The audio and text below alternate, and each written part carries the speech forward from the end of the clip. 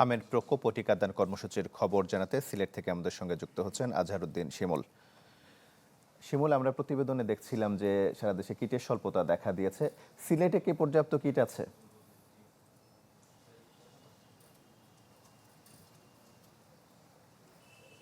তমাল, দেখুন, সিলেটে গত ২৪ ঘন্টায় একজন শিশু মারা গিয়েছেন এবং যদি আপনাকে পরিসংখ্যান বলি, এখন পর্যন্ত আসলে হাম এবং হামের উপসর্গ নিয়ে সিলেটে মোট ১৯ জন শিশু মারা গিয়েছে।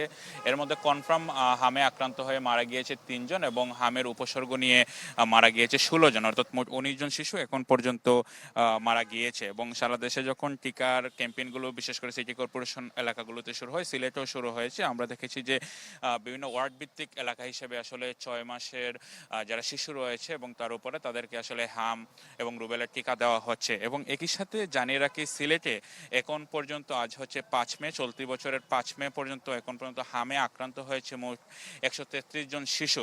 ঈদ আসবে, সাথে ক্যাশব্যাকও আসবে। নিজের বা প্রিয়জনের জন্য কেনাকাটায় এবারও নগদ পেমেন্টে পাচ্ছেন দারুণ ক্যাশব্যাক। তাই যাই কিনুন, পেমেন্ট করুন নগদে।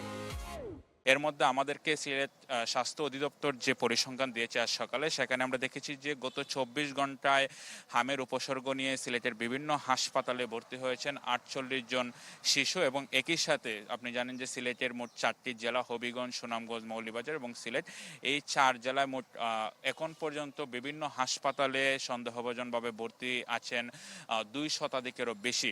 এবং আমরা বিশেষ করে কথা বলেছি, এখানে মূলত ২ ভাগে চিকিৎসা দেওয়া হচ্ছে। আমরা যে হাসপাতালে এখন রয়েছি, সিলেট শহীদ শামসুদ্দিন আহমদ হাসপাতাল এবং ওসমানী মেডিকেল কলেজ হাসপাতাল, দুইটি হাসপাতালে মূলত বিশেষভাবে যারা হাম আক্রান্ত রয়েছে তাদেরকে চিকিৎসা দেওয়া হচ্ছে।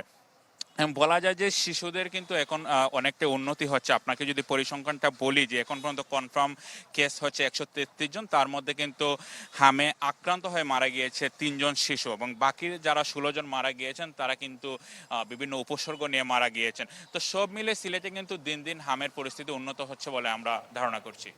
শিমুল, আপনাকে ধন্যবাদ।